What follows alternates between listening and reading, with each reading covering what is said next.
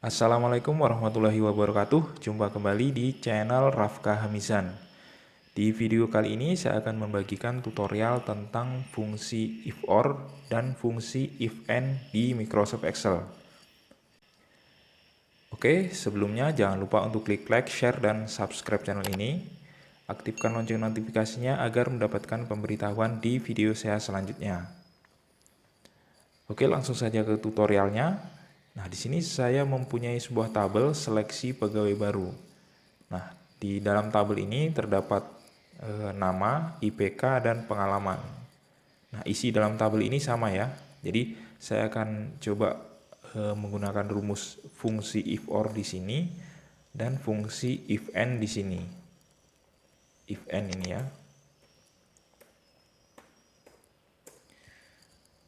Nah, di sini yang pertama saya akan bahas terlebih dahulu fungsi if or. Nah, di sini ada kriteria untuk penerimaan pegawai baru, yaitu minimal IPK 2,99 atau masa kerja minimal 3 tahun. Artinya, jika salah satu kriteria ini dicapai oleh pendaftar, maka dinyatakan lolos atau diterima sebagai pegawai baru. Oke, langsung saja ke rumusnya. Nah, di sini saya ketikkan sama dengan if buka kurung or buka kurung, kemudian kita pilih sel IPK ya. Nah, di sini seperti kriterianya IPK minimal 2,99, artinya berarti C4 lebih dari atau sama dengan 2,99 titik koma. Kemudian logika yang kedua yaitu pengalaman ya di masa kerja ini. Jadi masa kerja minimal 3 tahun. Berarti kita klik selnya, kemudian lebih dari atau sama dengan 3 ya. Artinya 3 tahun. Kemudian tutup kurung, titik koma, tanda petik 2. Nah, di sini kita tulis kriterianya ya. Misalkan kriterianya diterima,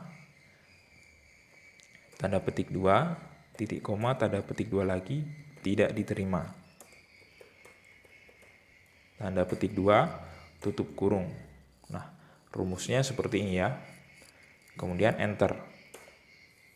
Nah, berarti Denny ini diterima. Jadi IPK-nya dia tidak masuk dalam IPK minimal karena minimalnya 2,99, tetapi masa kerjanya atau pengalaman kerja ya maksudnya ini. Pengalaman kerjanya lebih dari 3 tahun. Oke, kita tarik ke bawah rumusnya. Nah, di sini ada 3 orang yang tidak diterima, yaitu Randi, IPK di bawah dari 2,99, kemudian pengalaman kerja di bawah dari 3 tahun. Begitu juga Naluki dan Pandi. Nah, itu tadi untuk fungsi if or. Sekarang kita ke fungsi if and. Nah, apa perbedaan dari fungsi if or dan fungsi if and ini? Sekarang kita akan lihat dari kriteria diterimanya.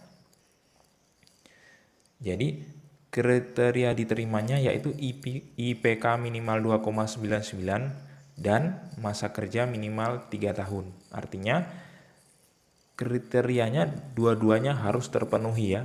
Apabila hanya satu kriteria yang terpenuhi dan satu kriteria lagi tidak terpenuhi, maka dianggap gagal atau tidak diterima.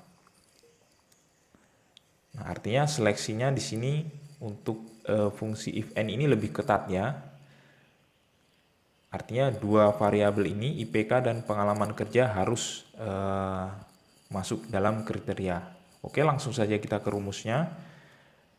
Kita ketikkan sama dengan if buka kurung n buka kurung, kemudian kita pilih IPK. Nah, IPK-nya minimal 2,99, berarti lebih dari atau sama dengan 2,99. titik koma, kemudian kita pilih masa atau pengalaman kerja. Pengalaman kerja minimal 3 tahun, berarti lebih dari atau sama dengan 3. Tutup kurung, kemudian titik koma, tanda petik 2, diterima, tanda petik 2 lagi, titik koma, tanda petik 2 lagi, tidak diterima. Tanda petik 2, tutup kurung, enter. Jadi rumusnya seperti ini ya. Sekarang klik enter. Kemudian copy rumusnya ke bawah. Nah, di sini bisa kita lihat perbedaan ya. Perbedaan antara fungsi if or dan fungsi if and dengan data yang sama. Oke, saya akan bandingkan.